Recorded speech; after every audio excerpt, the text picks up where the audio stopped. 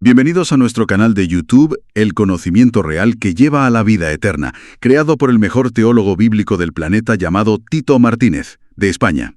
Hoy es 6 de julio de 2025. ¿Qué tal? Hoy vamos a meternos de lleno en un estudio bíblico muy específico. El título es Mensaje bíblico a todos los judíos del mundo. Jesús es el verdadero Mesías de Israel y el segundo Dios de Israel, subordinado al Dios Supremo Padre Celestial. Un título potente, desde luego. Sí, y queremos explorar este tema según el texto bíblico. Eso es. Este análisis se basa, como decíamos, en un documento de Tito Martínez. Él responde a ciertos argumentos, por ejemplo, los que a veces se escuchan, como los del rabino Shraga Simons, que ponen en duda el nombre Jesús. Exacto. Hay toda una controversia, ¿verdad?, sobre si el nombre correcto es Yeshua o si es Yahushua u otras formas, frente al Jesús o Jesucristo que usamos comúnmente. Justo.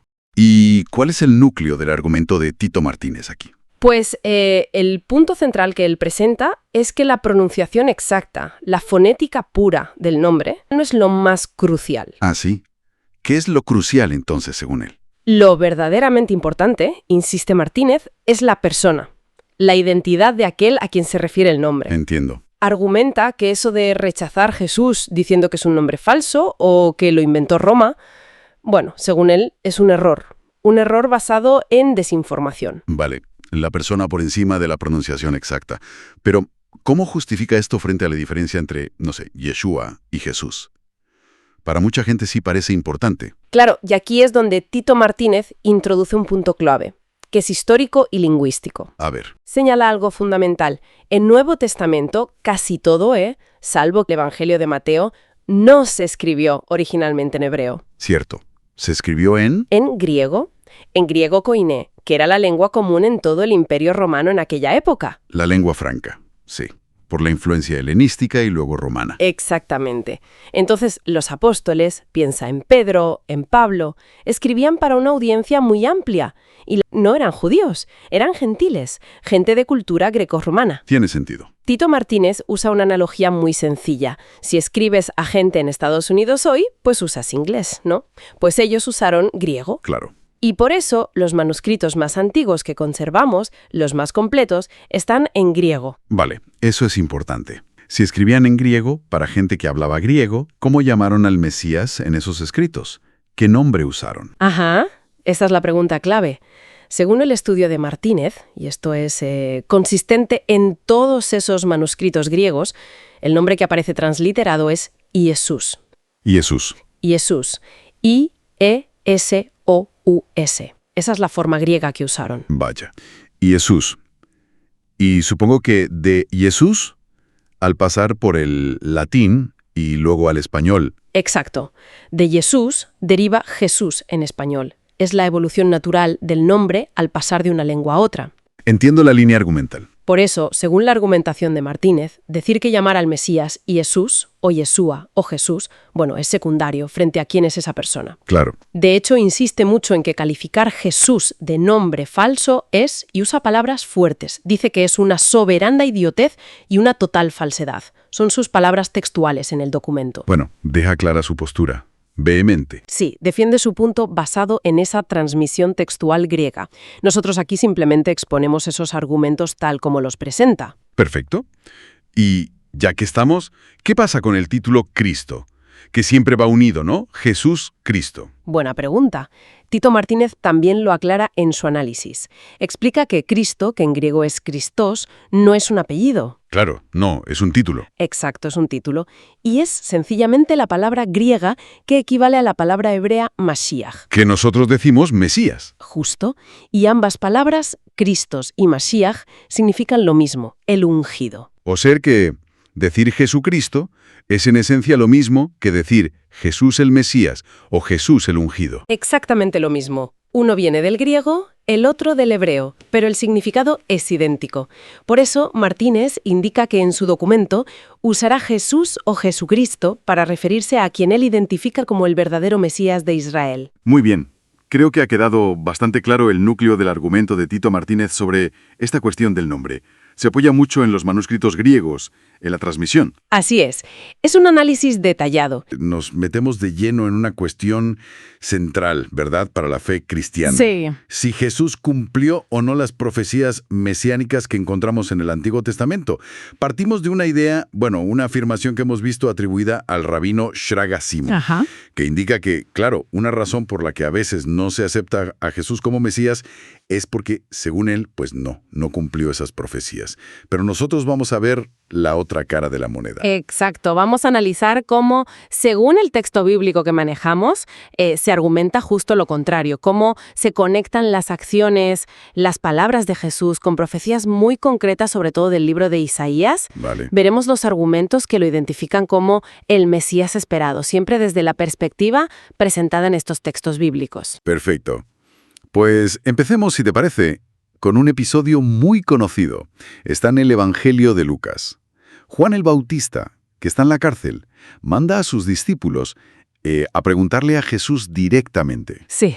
Le preguntan, lee literal, ¿eres tú el que había de venir o esperaremos a otro? Vamos directo al grano. Sí, una pregunta clave. Y la respuesta de Jesús es interesante, no es un sí o un no rotundo. Según el texto bíblico, Lucas nos cuenta que justo en esa misma hora Jesús realizó muchísimas curaciones, milagros. Ajá, muchas señales. Eso es. Y entonces les da este mensaje para Juan. Leo literal y completo. Id, haced saber a Juan lo que habéis visto y oído. Los ciegos ven, los cojos andan, los leprosos son limpiados, los sordos oyen, los muertos son resucitados y a los pobres es anunciado el Evangelio. O sea, responde con hechos, no solo con palabras. Claro, y ahí está la conexión que se busca con las profecías, ¿no? Se interpreta que esas acciones son como un eco directo de lo que ya había anunciado el profeta Isaías siglos antes. Precisamente. Se apunta de forma muy clara a Isaías capítulo 35, los versículos 5 y 6. Según el texto bíblico, Isaías profetizó sobre esa era mesiánica diciendo, lee literal y completo, entonces los ojos de los ciegos serán abiertos y destapados los oídos de los sordos. Entonces el cojo saltará como un ciervo y cantará la lengua del mudo, porque aguas serán cavadas en el desierto y torrentes en la estepa. O sea que las acciones de Jesús se presentan como la prueba viviente, la materialización de esas palabras proféticas. Exacto, como su credencial mesiánica, digamos, según el texto bíblico. Entendido. Así que las acciones como cumplimiento. Pero, ¿y las palabras? Se menciona otra profecía muy importante de Isaías, la del capítulo 61. Sí, esa es fundamental en esta línea argumental. Isaías 61, versículos 1 y 2. Dice así, Lee literal y completo. El Espíritu de Jehová, el Señor, está sobre mí, porque me ungió Jehová. Me ha enviado a predicar buenas nuevas a los abatidos, a vendar a los quebrantados de corazón, a publicar libertad a los cautivos y a los presos apertura de la cárcel, a proclamar el año de la buena voluntad de Jehová y el día de venganza del Dios nuestro, a consolar a todos los enlutados. Es como una descripción muy detallada de la misión del ungido, del Mesías. Y lo fascinante es cómo, según el texto bíblico, el Evangelio de Lucas relata que Jesús usa este mismo pasaje.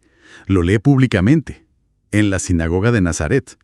A ver, si lo leemos tal cual lo cita Jesús en Lucas capítulo 4, versículos 18 y 19, lee literal y completo. Espíritu del Señor está sobre mí, por cuanto me ha ungido para dar buenas nuevas a los pobres, me ha enviado a sanar a los quebrantados de corazón, a pregonar libertad a los cautivos y vista a los ciegos, a poner en libertad a los oprimidos, a predicar el año agradable del Señor. Y justo después de leer, Justo después viene la afirmación rotunda, dice, hoy se ha cumplido esta escritura delante de vosotros. ¡Bum! Se lo aplica directamente a sí mismo. totalmente, es una declaración muy fuerte. Y ojo, hay un detalle interesante que el análisis suele resaltar. Jesús omite la frase final de la cita de Isaías. ¿Cuál? La que dice, y el día de venganza del Dios nuestro. Esa parte no la lee.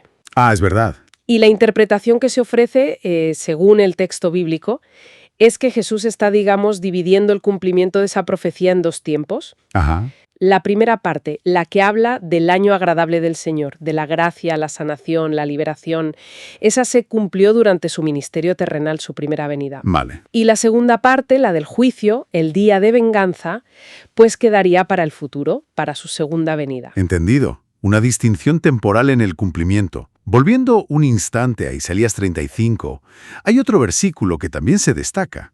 El versículo 4 dice: «Decid a los de corazón apocado, esforzaos, no temáis. He aquí que vuestro Dios viene con retribución, con pago. Dios mismo vendrá y os salvará». ¿Qué es lo importante aquí? Mismo vendrá. Dios mismo. Tal cual. Y la interpretación que se presenta según el texto bíblico es que esto no se refiere simplemente a un enviado o un profeta, sino a una intervención directa, salvadora, del propio Jehová. Una teofanía casi. Algo así. Y esto, claro, se conecta con otras profecías del Antiguo Testamento, como por ejemplo Zacarías 14, que describe a Jehová viniendo físicamente con sus santos para reinar desde Jerusalén. Ya veo. Y a su vez, esta idea de Jehová viniendo se relaciona con las propias palabras de Jesús recogidas en el Nuevo Testamento, por ejemplo en Mateo 25, cuando habla de su futuro retorno glorioso para juzgar a las naciones y establecer su reino. Claro. La venida del Hijo del Hombre en gloria. Exacto. Entonces la implicación que se extrae de todo esto, según el texto bíblico, es profunda. Se sugiere una identificación entre ese Jehová que las profecías anuncian que vendrá a salvar y el propio Jesús en su venida gloriosa. Entiendo. Entonces, tanto las acciones milagrosas de Jesús como sus declaraciones públicas y su manera de interpretar y aplicar las Escrituras, especialmente las de Isaías, Sí. encajan de forma muy detallada con las descripciones proféticas sobre el Mesías que se encuentran en el Antiguo Testamento. Así es. La línea argumental que hemos visto va conectando todos esos puntos. Las sanaciones como cumplimiento de Isaías 35, la proclamación en la sinagoga de Nazaret como cumplimiento de Isaías 61.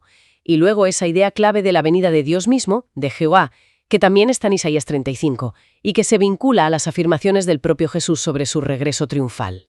Si estas profecías que hablan de Dios mismo, de Jehová, viniendo a salvar, se consideran cumplidas, según el texto bíblico, en parte por el ministerio terrenal de Jesús y en su totalidad futura por su retorno, pues, ¿qué implicaciones tiene eso sobre quién es realmente el Mesías? Sobre su naturaleza última, su identidad, tal como se presenta en estos textos bíblicos. ¿Cumplió Jesús las profecías del Tanakh, del Antiguo Testamento, sobre el Mesías? Pues sí, incluyendo esa idea de dos figuras divinas en Israel y cómo choca con otras interpretaciones. Exacto. Es un tema denso, la verdad, interpretación profética, identidad mesiánica. Vamos a ver cómo Tito Martínez argumenta que Jesús es Dios y Mesías. Se basa mucho en textos bíblicos concretos, claro, y también responde a críticas como las que él mismo menciona de Shraga Simons. Pues entremos ya. Un primer punto fuerte en el análisis de Tito Martínez es cómo conecta Isaías con lo que dijo Jesús. A ver, leamos primero el texto bíblico, Isaías 35, versículo 4. Ajá. Dice: «Decid a los de corazón apocado, esforzaos, no temáis. He aquí que vuestro Dios viene con retribución, con pago. Dios mismo vendrá y os salvará». Y aquí lo interesante es que Tito Martínez sostiene que Jesús, se aplica esta profecía a sí mismo. Se identifica con ese Dios, lo relaciona con pasajes del Nuevo Testamento. Exacto. Menciona, por ejemplo, Mateo 16, versículo 27, que dice: «Porque el Hijo del Hombre vendrá en la gloria de su Padre con sus ángeles, y entonces pagará a cada uno conforme a sus obras». Ya. Y también Apocalipsis 22, versículo 12. «He aquí, yo vengo rápido y mi galardón conmigo, para recompensar a cada uno según sea su obra». La conclusión de Martínez, por tanto, es bastante clara. Jesús se está presentando como el Dios de Israel, el que viene a ejecutar ese juicio. Y esto nos lleva a su teología, que es peculiar, ¿verdad? Sí, habla de dos figuras divinas principales. Por un lado, el Padre Celestial, el Dios Supremo. Y por otro, el Hijo, que es Jesús, el Mesías. Y este Hijo, aunque esté subordinado al Padre, Comparte el nombre divino, Jehová. Y esto es crucial para Martínez, porque implica una identidad divina compartida. Pero ojo, él recalca e insiste mucho en que esto es muy diferente de la doctrina de la Trinidad. No es lo mismo. Entendido. Es una distinción importante en su argumento. Y para ver la fuerza de este argumento, ayuda a contrastarlo con la crítica que él mismo presenta, ¿no? La que atribuye a Shraga Simon. A quien llama falso maestro judío, sí. ¿Cuáles son los puntos clave de esa crítica, tal como la expone Tito Martínez? Bueno, según el análisis de Tito Martínez, Simmons diría que el Mesías, para hacerlo de verdad, tendría que haber cumplido ya, de forma total, varias cosas. A ver. Punto A. Reconstruir el tercer templo, según Ezequiel 37. Punto B. Reunir a todos los judíos en Israel, como dice Isaías 43. O sea, cosas muy concretas, muy físicas. Exacto. Y sigue. Punto C. Traer la paz mundial absoluta, el fin de las guerras, según Isaías 2. Y D. Que todo el mundo conozca y adore al Dios de Israel, como dice Zacarías 14. Vale, entonces la lógica que Martínez atribuye a Simmons es: Jesús no hizo todo eso en su primera venida. ¿Correcto? Por lo tanto, no puede ser el Mesías, y el judaísmo sigue esperando. Y además, según Martínez, Simmons rechazaría la idea de una segunda venida para completar esas tareas. Justo eso. Rechazo total a la idea de que vuelva para terminar el trabajo, digamos. El punto central de Tito Martínez es este.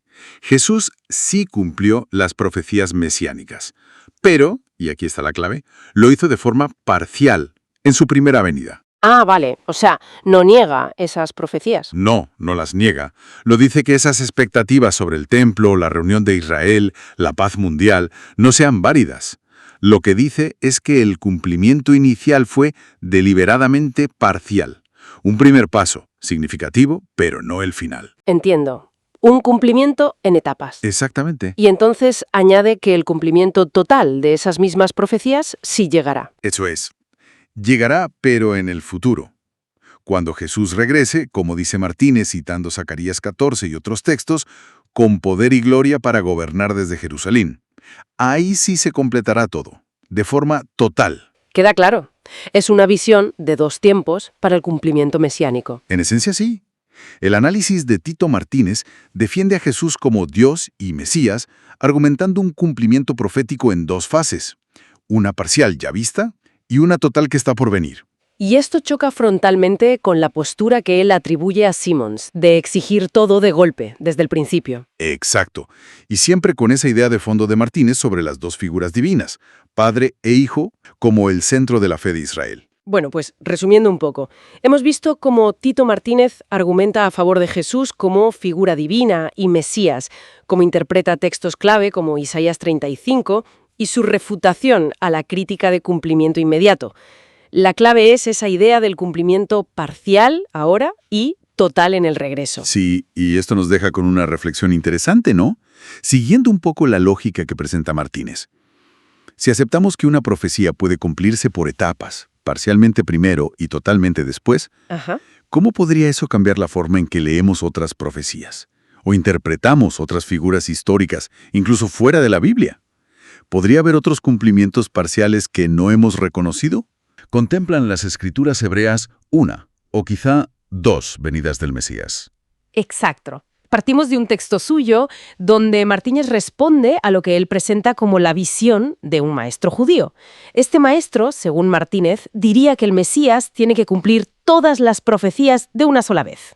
Construir el tercer templo, paz mundial inmediata, todo junto. Sí, la idea de un cumplimiento único y total. Pero Martínez, argumenta en contra. Vamos a desgranar un poco sus argumentos, ¿te parece? La idea es entender cómo sostiene él que el Tanakh, las escrituras hebreas, ya perfilaban dos llegadas. Eso es, el análisis de Tito Martínez. Lo que hace es intentar diferenciar qué profecías cree él que corresponden a una primera venida y cuáles a una segunda. Argumenta que ciertas cosas, ciertas expectativas, pues no se cumplieron con Jesús hace 2 milenios porque no era el momento para ellas. Aquí es donde se pone interesante, claro. Martínez aborda, por ejemplo, la profecía del tercer templo. Menciona a Ezequiel 37, versículos 26 al 28. Y dice que se detalla más, en los capítulos 40 al 48 del mismo libro. ¿Tienes ese pasaje de Ezequiel 37 a mano? Sí, claro. A ver, dice así: «Y haré con ellos pacto de paz. Pacto perpetuo será con ellos, y los estableceré y los multiplicaré, y pondré mi santuario entre ellos para siempre. Estará en medio de ellos mi tabernáculo, y seré a ellos por Dios, y ellos me serán por pueblo. Y sabrán las naciones que yo, Jehová, santifico a Israel, estando mi santuario en medio de ellos para siempre». Y la interpretación que da Martínez es que este templo, físico, permanente, en Israel, es algo futuro, algo ligado precisamente a esa segunda venida que postula. Dice que el Mesías, al que llama Dios, en el sentido de poderoso, morará ahí. Exactamente. Y esto lo conecta, lo vincula con Zacarías 14, los versículos 1 al 16. Ese es un pasaje que habla de una intervención divina ya muy directa en Jerusalén, el establecimiento de un reinado, y de hecho Martínez sugiere que el propio Jesús, las palabras que se le atribuyen en Mateo 25, del 31 al 46, cuando habla de volver en gloria para juzgar, Sí. serían una alusión directa a este cumplimiento futuro que ya estaba en Zacarías. Entiendo. Otro punto fuerte que menciona el autor, Martínez, es la paz mundial. Isaías 2, versículo 4. ¿Qué dice ese texto? Pues ese texto de Isaías describe un futuro casi idílico, ¿no? Dice, y juzgará entre las naciones, y reprenderá a muchos pueblos, y volverán sus espadas en rejas de arado, y sus lanzas en hoces. Y añade, no alzará espada nación contra nación, ni se adiestrarán más para la guerra. Y de nuevo, la lectura de Martínez es: esto obviamente no pasó en la primera venida. Por lo tanto, lo sitúa en la segunda. Ese desarme global, esa justicia universal, para el futuro. Justo. Así que lo fundamental, lo central en la argumentación de Tito Martínez es rechazar de plano la idea de que no exista el concepto de una segunda llegada en la Biblia hebrea. Él afirma que el Tanaj sí habla de dos venidas. Lo dice con bastante rotundidad. ¿Y cómo las diferencia? ¿Qué carácter le da a cada una? Pues las distingue por su función, básicamente. Habla de una primera venida como Mesías sufriente. O sea, un Mesías cuya misión principal es morir por los pecados, un rol de sacrificio, de expiación. Ya. Y luego una segunda venida muy diferente, como Rey de Reyes, un Mesías que viene a ejercer poder, a juzgar, a gobernar el mundo desde Jerusalén. Y para apoyar esto, Martínez menciona Isaías 53 como un texto clave. Ese es el capítulo que tradicionalmente se asocia con el siervo sufriente, ¿verdad? Exacto. Él lo usaría como evidencia de esa primera faceta, la del sufrimiento y el sacrificio. Entonces, resumiendo un poco la postura de Tito Martínez que hemos visto, Sí, en resumen, su análisis propone una lectura de las profecías mesiánicas como en dos actos, ¿no? Dos etapas o venidas. Asigna roles y cumplimientos distintos a cada una. La primera, de sufrimiento, de expiación. La segunda, de reinado, de restauración física, política, global, con centro en Jerusalén. La idea clave que expone Tito Martínez aquí, en lo que vamos a ver, es una restauración de Israel en dos fases, muy distintas. Sí, dos etapas. Para captar bien la idea, voy a leer directamente del estudio. Es una cita literal y completa, y es importante fijarse porque voy a leerla tal cual, enfatizando las palabras que el propio autor resalta en mayúsculas. Perfecto. Escuchemos. Dice así. Cito textualmente del estudio de Tito Martínez. La Biblia enseña de forma muy clara la restauración de Israel en dos etapas. Ajá. Primero, una restauración física en la tierra que Dios le dio a Israel, donde regresarían en un estado de incredulidad y maldad, algo que comenzó en el año 1948 con la creación del Estado de Israel. Y la segunda etapa será espiritual y ocurrirá en el futuro. Y esto se cumplirá cuando millones de israelitas malvados e incrédulos se arrepientan genuinamente de sus pecados y crean en los dos dioses de Israel, que son el Dios Supremo, el Padre Celestial, y en su Hijo Jesús, el verdadero Mesías de Israel. Es una declaración potente. Lo clave aquí, fíjate, es como Tito Martínez divide todo. Sí, claramente. Habla de dos etapas. La primera la llama física.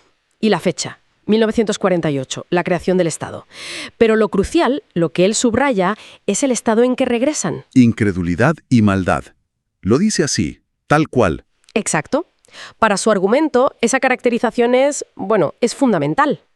Lo ve como una fase, digamos, incompleta o preparatoria. No es la restauración final. O sea, una primera fase que ya ha empezado, pero que tiene esa característica negativa, según el texto. Y luego postura algo radicalmente distinto para el futuro, ¿no? ¿Cómo describe esa segunda etapa? Pues sí, totalmente distinta.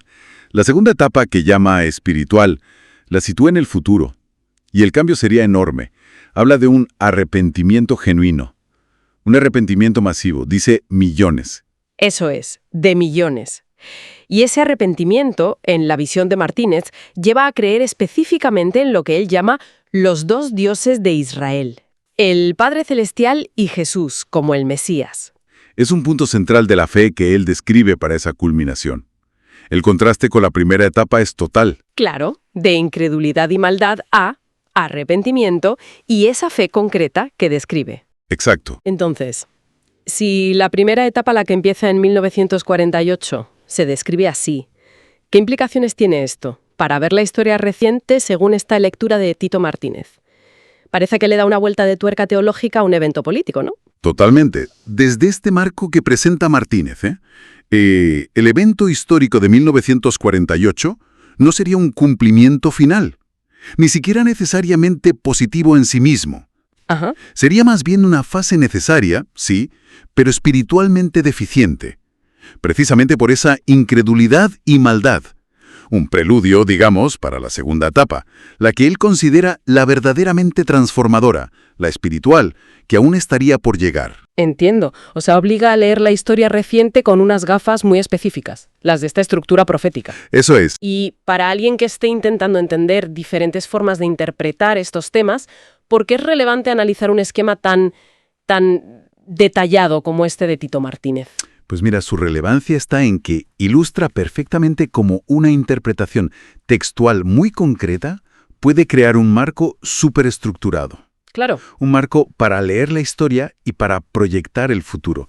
Fíjate, vincula un evento del siglo XX, 1948, a una condición espiritual muy específica, negativa en su visión, y luego postula una transformación futura muy definida. Sí. Una visión de la restauración de Israel en dos fases, claras, secuenciales y, bueno, muy contrastadas. Primero, una física desde 1948, marcada, según él, por la incredulidad. Ajá. Y segundo, una futura espiritual que implicaría arrepentimiento y una fe muy particular. Refleja, pues, eso, una manera concreta de entender el cumplimiento profético tal como lo expone Martínez en este estudio. Isaías 53, que es, bueno, un texto fundamental. Desde luego. Vamos a mirar de cerca la interpretación que hace un estudio de Tito Martínez. Se centra en quién es ese siervo sufriente y en la idea de dos venidas del Mesías. Exacto. La idea es desgranar un poco los argumentos que presenta este análisis en concreto. Sí, el estudio de Tito Martínez lo que hace es poner en contraste interpretaciones. Sobre todo, la idea de que el siervo sea la nación de Israel frente a la figura del Mesías, ¿no? Y se basa mucho en lo que dice el texto bíblico que analiza en su estudio. Es un tema, bueno, con mucha tela que cortar, teológicamente. Claro, el siervo sufriente, una figura que ha dado lugar a siglos de debate, la verdad. Totalmente. Pues venga, vamos al lío. El punto de partida de este análisis de Tito Martínez es un rechazo bastante fuerte, ¿no?, a la idea de que el siervo sea Israel. Sí, muy contundente. La califica directamente de errónea, fundamentalmente errónea. Usa términos como absolutamente falsa y estúpida. Vale. Y lo interesante es cómo lo argumenta desde el texto. Tito Martínez sostiene que la propia profecía, si la lees con atención, pues invalida esa interpretación colectiva. Se apoya en versículos concretos, entiendo. Justo, versículos clave. A ver, vamos a leerlos. Según el texto bíblico, esto es lo que leemos en Isaías 53, versículos 5 y 8, dice así: «Mas él herido fue por nuestras rebeliones, molido por nuestros pecados. El castigo de nuestra paz fue sobre él, y por su llaga fuimos nosotros curados». Y el 8, Isaías 53, 8, «Por cárcel y por juicio fue quitado, y su generación, ¿quién la contará? Porque fue cortado de la tierra de los vivientes, y por la rebelión de mi pueblo fue herido». Claro, la lógica que expone aquí Tito Martínez es bastante directa. Dice, a ver, si el siervo muere por la rebelión de mi pueblo, Ajá. y se entiende que mi pueblo es Israel, entonces, ¿cómo va a ser el mismo pueblo de Israel el que muere por sus propias rebeliones? ¿Tiene su lógica visto así? Lo considera una contradicción, vamos, algo ridículo e imposible. Y añade que figuras como Felipe el apóstol usaron este pasaje para predicar sobre Jesús, no sobre Israel. Ya. Y esto se pone más interesante, creo, con el versículo 9, ¿no? Que también lo analiza. Efectivamente. Vamos a leerlo también. Según el texto bíblico, Isaías 53, versículo 9. «Y se dispuso con los impíos su sepultura, mas con los ricos fue en su muerte, aunque nunca hizo maldad, ni hubo engaño en su boca». Aquí la clave para Tito Martínez es esa frase final. Nunca hizo maldad, ni hubo engaño en su boca. Claro, una descripción muy... Absoluta. Exacto. Argumenta que eso, que es imposible aplicarlo a la nación de Israel a lo largo de su historia. La Biblia misma cuenta sus pecados. Entendido. Por tanto, concluye que solo puede referirse al Mesías, a quien él identifica con Jesús. La otra interpretación la tacha de, usa palabras fuertes como burrada, de vulgar embustero. Entonces, resumiendo el análisis de Martínez, ¿qué significa todo esto? ¿Qué demuestra Isaías 53, según él? Pues según esta lectura de Tito Martínez, Isaías 53 demuestra de forma, él diría, irrefutable, que Jesús es el Mesías verdadero de Israel. El verdadero Mesías. Eso es. Y no solo eso, sino que el capítulo describiría sus dos venidas. Primero, como siervo sufriente, que muere por los pecados de Israel. Y luego, una segunda venida, pero esta vez gloriosa, ¿no? Con poder. Exacto. Para eso señala el versículo 12. Ahí ve la fase de exaltación, de reinado. Pues leámoslo también. Según el texto bíblico, Isaías 53, versículo 12. Por tanto yo le daré parte con los grandes, y con los fuertes repartirá despojos, por cuanto derramó su vida hasta la muerte, y fue contado con los pecadores, habiendo él llevado el pecado de muchos y orado por los transgresores. Martínez interpreta esto como la promesa del Padre al siervo, o sea, al Mesías, a Jesús, una promesa de victoria sobre los enemigos, de un reinado futuro sobre las naciones. O sea, conecta el sufrimiento inicial con la gloria final. Justo eso.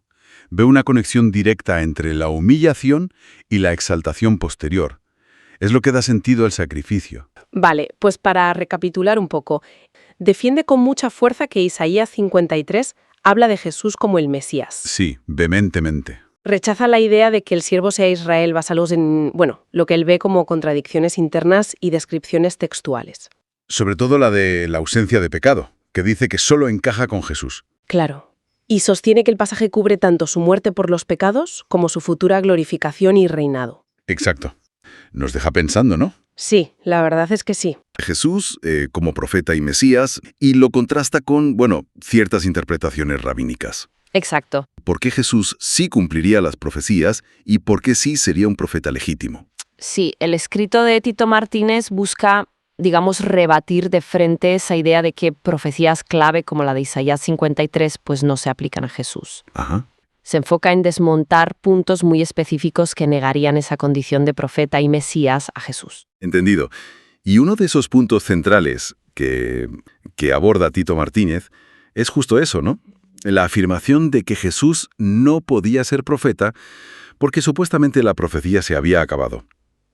Vamos a ver cómo lo desarrolla. El texto comienza afirmando que Jesús cumplirá toda la profecía de Isaías 53. Entera. Sí, una parte ya en el pasado, con su muerte por las iniquidades de Israel, y otra parte en el futuro, en su regreso glorioso. Vale. Rechaza de plano la idea de que el Tanaj, o sea, la Biblia hebrea, no mencione dos venidas del Mesías. La califica, según el texto bíblico, como una mentira. Fíjate. Y siguiendo esa línea, ataca un argumento que expone como rabínico. ¿Cuál? Que aunque el Mesías será el más grande profeta, incluso comparable a Moisés, la profecía auténtica terminó con Ageo, Zacarías y Malaquías, allá por el 300 a.C., más o menos. Siglos antes de Jesús. Y además, según se expone en el texto, este argumento añadiría otra condición más. ¿Ah, sí? Que la profecía solo puede darse cuando la mayoría del pueblo judío resida en Israel. ¡Ostras! Y aquí es donde el texto de Martínez se pone vehemente, ¿no? Sí, bastante. Describe esa idea de la mayoría judía en Israel como una fábula mentirosa. Tal cual. Algo inventado, dice, sin respaldo alguno en el Tanaj. Insiste en que en ninguna parte del Tanaj se dice que la profecía terminara con esos tres profetas. Ni que no pudiera haber más después. Exacto. Ni que no pudieran surgir más profetas después. Por lo tanto, desde esta perspectiva, afirmar que Jesús no era profeta porque vivió después, Pues, es una gran mentira sin ningún fundamento bíblico. claro, para sustentar esto, el texto acude al Nuevo Testamento. Lógico. Cita palabras atribuidas a Jesús sobre Juan el Bautista. Y es interesante ver cómo se usa esta figura en la argumentación. Ciertamente, el texto señala lo que dice. Mateo, Según el texto bíblico citado, Jesús declara sobre Juan, y vamos a leerlo literalmente y completamente, Mateo 11, versículos 9 a 11. Adelante. ¿Pero qué salisteis a ver? ¿A un profeta? Sí, os digo, y más que profeta, porque este es de quien está escrito. He aquí, yo envío mi mensajero delante de tu faz, el cual preparará tu camino delante de ti.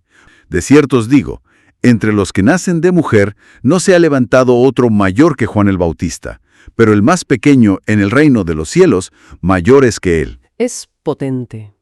Y lo interesante aquí, analizando la interpretación del texto, es cómo estas palabras, según el texto bíblico, no solo validarían que sí había profetas en tiempos de Jesús, Claro. sino que colocarían a Juan como el más grande hasta ese momento. Ajá. Y además se destaca que Jesús identifica a Juan con la figura de Elías, que tenía que venir, ¿no? Basándose en Mateo 11, versículos 13 y 14. Sí, leámoslos también literalmente y completamente, porque todos los profetas y la ley profetizaron hasta Juan.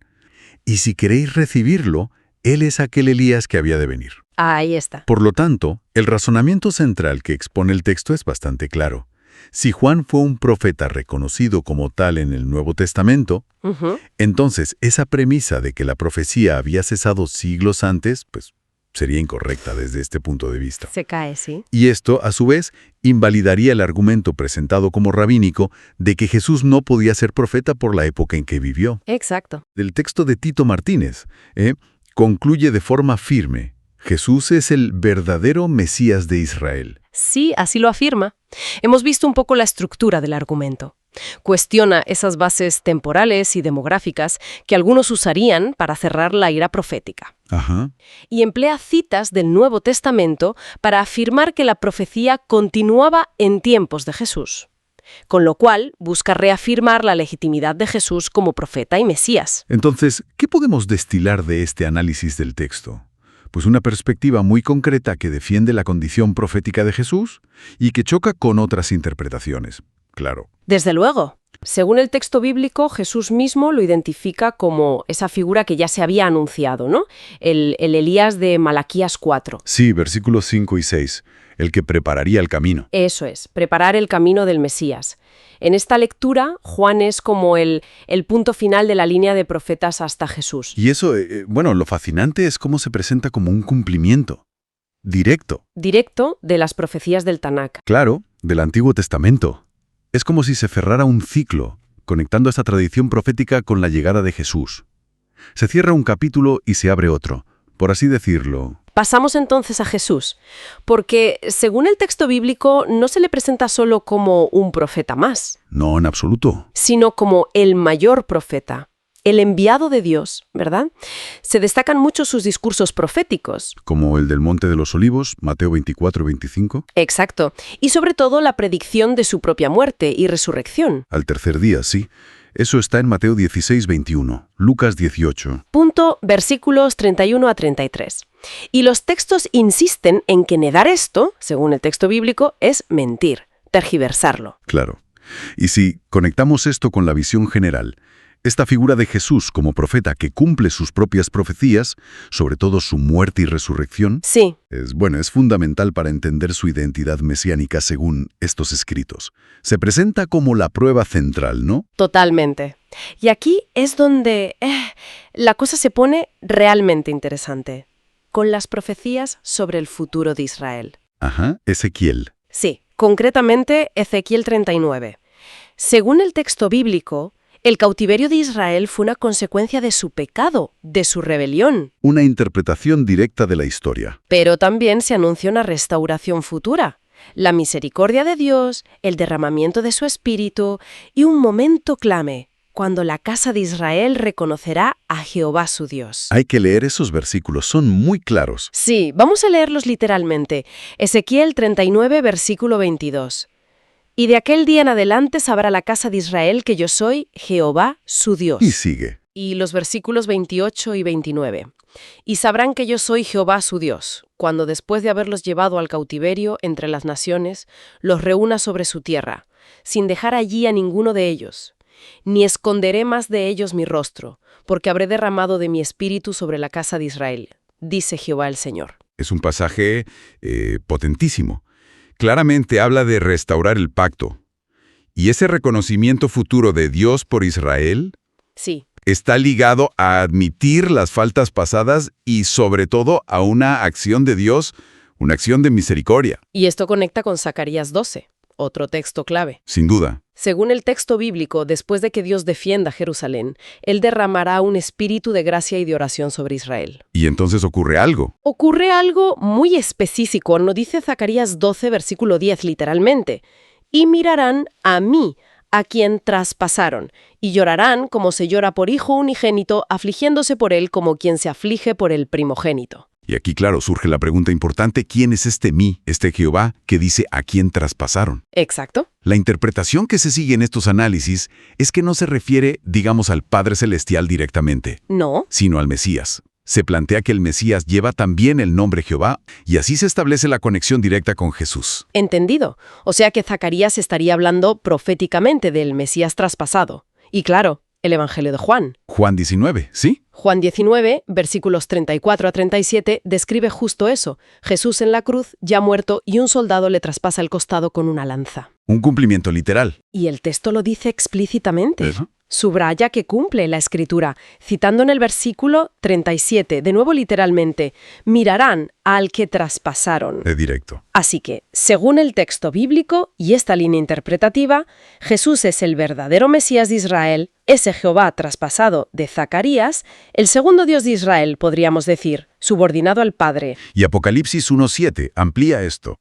Lo lleva a una escala cósmica, universal. ¿Qué dice exactamente? Dice, literalmente, «He aquí que viene con las nubes, y todo ojo le verá, y los que le traspasaron, y todos los linajes de la tierra harán lamentación por él. Sí, amén». Impresionante. Consolida dentro de este marco a Jesús como la figura central, el Mesías que será reconocido al final, incluso por los que le traspasaron. Entonces, ¿qué significa todo esto? Si intentamos resumir, según el texto bíblico y la interpretación que hemos visto, Juan prepara el camino. El precursor.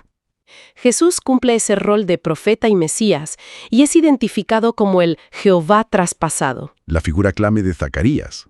Y las profecías apuntan a un futuro arrepentimiento de Israel y a su reconocimiento de Jesús como Mesías. Jesús como Mesías y su conexión con el linaje de David. Vamos a mirar su perspectiva sobre por qué Israel, según él argumenta en su estudio, creerá masivamente en Jesús en el futuro. Y también ese punto tan particular sobre la descendencia biológica de Jesús a través de David, pero por línea paterna. Pues empecemos por ahí, por esa idea que presenta Tito Martínez y que, bueno, seguro que llama la atención. Esa aceptación futura y masiva de Jesús por parte de Israel. ¿Cómo lo argumenta? A ver, el argumento de Martínez se centra mucho en cómo interpreta él Zacarías 12, versículo 10. Él sostiene que la incredulidad que vemos hoy en gran parte de Israel, pues, es algo temporal. Cita este texto bíblico, y lo leemos tal cual dice. «Y derramaré sobre la casa de David y sobre los moradores de Jerusalén espíritu de gracia y de oración. Y mirarán a mí, a quien traspasaron, y llorarán como se llora por hijo unigénito, afligiéndose por él como quien se aflige por el primogénito». Ajá. Martínez interpreta que ese mí, aunque el texto se refiere a Jehová, en realidad está, digamos, prefigurando el momento futuro, el momento en que Israel como nación vea a Jesús volver con gran poder y gloria. Y dice que será entonces, solo entonces, cuando ocurra ese arrepentimiento nacional y en masa. ¡Ostras! O sea que según esta lectura que hace Martínez, hay una diferencia enorme con la situación actual, ¿no? Porque menciona a los judíos mesiánicos. Eso es. Pero recalca que la profecía habla de algo muchísimo más grande. Una conversión, pues eso, total, de Israel. Precisamente. Para Tito Martínez, ese evento futuro, el regreso visible de Jesús, es la clave de todo. Es la única manera, según su análisis de las profecías, de que todo Israel será salvo y creerán que Jesús es el verdadero Mesías. Esa es su conclusión, digamos, principal sobre el futuro de Israel. Vale. Y esa idea de un evento futuro tan potente nos lleva al otro gran punto del estudio de Tito Martínez, la propia identidad de Jesús y cómo encaja, según él, en los requisitos del Mesías. Aborda una objeción que se oye a menudo, ¿verdad?, sobre el linaje de David. Si se dice que Jesús nació de una virgen, ¿cómo puede cumplir el requisito que Martínez considera clave, según ciertas interpretaciones judías, de descender de David por línea paterna? Sí. Y aquí es donde Martínez, presenta una postura muy definida. Y que se sale un poco de lo habitual. Él sostiene que Jesús sí tuvo padres humanos, José y María. Y su razonamiento principal gira en torno a cómo Jesús se llamaba a sí mismo, el Hijo del Hombre. Martínez afirma que esa expresión, en el contexto que él analiza, significa, sí o sí, ser hijo de padre humano, igual que cree que pasaba con los profetas Ezequiel y Daniel, que también reciben un título parecido. Y aquí, claro, es donde Martínez hace la afirmación más llamativa, diría yo. Que José era el padre biológico. Exacto. Si no fuera así, Jesús no sería realmente el Hijo del Hombre, en ese sentido que él le da. Y por tanto, pues no cumpliría ese requisito mesiánico de descender biológicamente de David por vía paterna. ¿Y cómo lo apoya con la Biblia? Pues mira, para sostener esto, Martínez se va sobre todo a la genealogía que encontramos en Mateo. Cita varios versículos que considera clave. Los leemos literalmente. Primero, Mateo 1:1. Libro de la genealogía de Jesucristo, hijo de David, hijo de Abraham. Luego, Mateo 1:6. Isaí engendró al rey David, y el rey David engendró a Salomón, de la que fue mujer de Urías. Vale. Y el crucial, Mateo 1:16. Y Jacob engendró a José, marido de María, de la cual nació Jesús, llamado el Cristo. Claro. Martínez interpreta toda esta secuencia, pues como la prueba clara de la línea paterna a través de José. Para él, la forma en que está escrito lo deja claro. Insiste muchísimo en esto, Llega a decir: la línea mesiánica viene siempre por parte del padre, no de la madre. Y además usa Romanos 1:3 para reforzar la idea de la descendencia física. El texto dice acerca de su Hijo, nuestro Señor Jesucristo, que era del linaje de David según la carne. Martínez subraya mucho ese según la carne, como prueba de conexión biológica directa, vía paterna, desde David. Entendido. Entonces, por un lado, esa interpretación de una conversión futura, masiva, de Israel, que se activaría con el regreso visible de Jesús, basado en Zacarías. Eso es. Y por otro, este argumento sobre la paternidad biológica de José, que él ve como indispensable para que Jesús sea el Mesías davídico por vía paterna, apoyándose en Hijo del Hombre y en la genealogía de Mateo. Exactamente. Vincula profecía, genealogía y la identidad mesiánica de Jesús de una manera muy concreta. Nos sumergimos en un análisis sobre el linaje de Jesús. Eso es. Nos vamos a centrar en la figura de José, en la descendencia davídica. Y la base de nuestra charla es un estudio de Tito Martínez, Exacto. que interpreta textos bíblicos clave. Exacto. La misión, digamos, es desentrañar el argumento que presenta sobre por qué, según esta interpretación del texto bíblico, José tendría que ser el padre biológico de Jesús. Claro. Y cómo esto, se relaciona con su condición de Mesías. Exacto. Vamos a explorar cómo este análisis, el de Tito Martínez, aborda las genealogías, que es un punto, siempre complejo, Sí. y también la narración del nacimiento virginal. Buscaremos entender la perspectiva que ofrece sobre esa conexión de Jesús con el rey David. Vale. Es un tema con profundas raíces teológicas e históricas también, claro. Vale, pues vamos a desgranar esto. El punto central del análisis de Martínez es que la condición de Mesías, que está ligada al linaje de David, Sí, se transmite, según la carne, por vía paterna. eso es, vía paterna. Por lo tanto, argumenta él, para que Jesús fuera descendiente de David, según la carne, José, tendría que ser su padre biológico. Exactamente. Y el análisis se apoya mucho en las genealogías, claro. Se cita Lucas 3, versículo 23, lo leemos literalmente. Jesús mismo, al comenzar su ministerio, era como de 30 años, hijo, según se creía, de José, hijo de Elí. Ajá, Y el estudio de Martínez enfatiza mucho esa parte, según se creía. claro. Sostiene que esa era la creencia común en el siglo I, que Jesús era hijo biológico de José. O sea, no adoptivo. Argumenta que la idea del padre adoptivo es posterior, que no está tal cual en el texto neotestamentario, según su lectura. Entiendo. Pero a ver, las genealogías de Mateo y Lucas tienen diferencias notables, ¿no? Eso siempre se comenta. Cierto, cierto. Y el análisis de Martínez lo explica, o intenta explicarlo, mediante lo que llama saltos genealógicos. Saltos genealógicos. Sí, usa el ejemplo de ser hijo del padre y también hijo, o sea, descendiente del abuelo. Ah, vale, como un término más amplio de descendencia. Eso es, y concluye que ambas genealogías, a pesar de sus diferencias, trazan el linaje de Jesús hasta David. Pero, y esto es clave, a través de José, No de María. no de María. Afirma Martínez que no hay genealogía de María en el Nuevo Testamento Vaya, y que la de Lucas es explícitamente de José, como acabamos de leer. entiendo. Por tanto, se argumenta que Jesús sí califica como el verdadero Mesías de Israel por ser descendiente biológico de David por línea paterna. Aquí es donde se pone realmente interesante, creo yo. Sí, ¿Cómo encaja esto con la concepción por obra del Espíritu Santo? Porque eso está en Lucas también. precisamente. El análisis aborda directamente Lucas 1, versículos 26 al 37. La Anunciación. Exacto. No vamos a leerlo entero ahora, por tiempo, pero recordemos los puntos clave que destaca Martínez. Vale. El ángel Gabriel anuncia a María que concebirá a Jesús y dice algo crucial, que será grande y será llamado Hijo del Altísimo, y el Señor Dios le dará el trono de David, su padre. Su padre, refiriéndose a David. Exacto. Martínez interpreta esa frase, el trono de David, su padre, como una afirmación de que Jesús, para heredar legítimamente ese trono, tenía que ser descendiente biológico de David. Ajá. Y cómo, según su argumento, la descendencia davídica se cuenta por línea paterna carnal, Claro. pues concluye que Jesús debe tener un padre humano descendiente de David.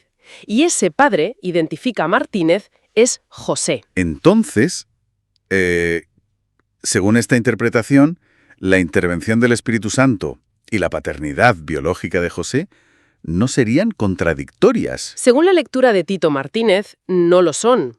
Argumenta que la acción del Espíritu Santo es el cómo de la concepción, explica el milagro, ¿entiendes? Sí, el modo sobrenatural. Eso es, en una virgen, pero no anula la necesidad de la conexión biológica paterna a través de José para que se cumpla la profecía davídica. O sea, el Espíritu Santo pone el milagro Ujú. y José pone el linaje carnal necesario. Dicho de forma sencilla, esa es la idea que expone Martínez. El Espíritu Santo posibilita, pero José aporta la ascendencia davídica requerida según la carne. Entonces, resumiendo un poco la perspectiva de Tito Martínez que hemos explorado hoy, la paternidad biológica de José no solo es compatible con la concepción virginal, sino que según él es indispensable. Indispensable, sí. Para que Jesús sea reconocido como el Mesías de Israel, el heredero legítimo del trono de David, según las Escrituras interpretadas de esta manera. Efectivamente. Lo fascinante aquí o lo llamativo de este análisis es cómo busca armonizar esos dos elementos que a menudo parecen contradictorios, ¿no? La ascendencia humana y la concepción divina. Exacto. La ascendencia humana, davídica, por vía paterna, que Martínez considera requisito mesiánico, y la concepción divina. Cómo Jesús sería tanto hijo de Dios como, y esto es clave, descendiente biológico directo del rey David a través de José. Es que Dios Padre habría utilizado, atención, esperma humano de José, descendiente del rey David, para engendrar a Jesús en María. ¿Y todo esto mediante el poder del Espíritu Santo? Pues sí. A ver, empecemos por el principio, según cómo lo estructura Tito Martínez. Todo arranca con el anuncio del ángel Gabriel a María, que conocemos por el Evangelio de Lucas. Claro, cuando se le dice que el poder del Altísimo vendría sobre ella. Y Martínez interpreta que ese poder del Altísimo es precisamente el Espíritu Santo, o sea, la fuerza activa de Dios Padre. Y que por esa intervención divina, el ser que nacería sería llamado Hijo de Dios. Hasta aquí, digamos, lo más conocido. Pero aquí es donde Tito Martínez introduce su punto diferencial. Plantea una pregunta clave. A ver, si Dios el Padre no es un hombre, ¿cómo fue exactamente esa engendración? Y la respuesta que da Martínez es sorprendente, cuanto menos. Desde luego, sostiene que Dios no usó un esperma divino, sino esperma humano. El de José. Exacto, el de José, que era descendiente directo del rey David. Y este punto es, bueno, absolutamente central en su argumentación. Y la razón, según expone Martínez, es que para que Jesús fuera reconocido como el Mesías legítimo de Israel y también como el Hijo del Hombre, tenía que cumplir un requisito fundamental. Ser descendiente biológico de David. Pero, y aquí está el matiz de Martínez, por línea paterna. Él insiste mucho en esto. Y se apoya en textos bíblicos, claro. Sí, por ejemplo, cita Romanos capítulo 1, versículo 3. Hablando de Jesús, dice que era del linaje de David según la carne. Ese según la carne, así en mayúsculas casi, implica sí o sí una conexión biológica paterna. Que solo José podía darle, claro. Y además se apoya en el relato de Mateo. Vamos a leer Mateo 1, versículo 18, literalmente. Vale. El nacimiento de Jesucristo fue así. Estando desposada María, su madre, con José, antes que se juntasen, se halló que había concebido del Espíritu Santo. Y aquí Martínez interpreta del Espíritu Santo no como la fuente del material genético, ¿verdad? No.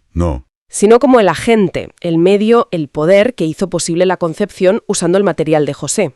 Y entonces el mecanismo concreto que propone Tito Martínez es fascinante, la verdad. Sí, como habría ocurrido. Que Dios Padre, usando su poder, su Espíritu Santo, trasladó milagrosamente, así lo dice, milagrosamente, una muestra del esperma de José. Directamente al vientre de María, Eso es. sin que hubiera contacto sexual entre ellos. Es una idea que, el propio Martínez llega a comparar con la inseminación artificial moderna. Claro, como diciendo, si nosotros podemos hacer algo parecido con tecnología... Exacto, ¿cómo no iba a poder Dios hacerlo de forma sobrenatural? Y se apoya en Lucas 1, versículo 37, porque nada hay imposible para Dios.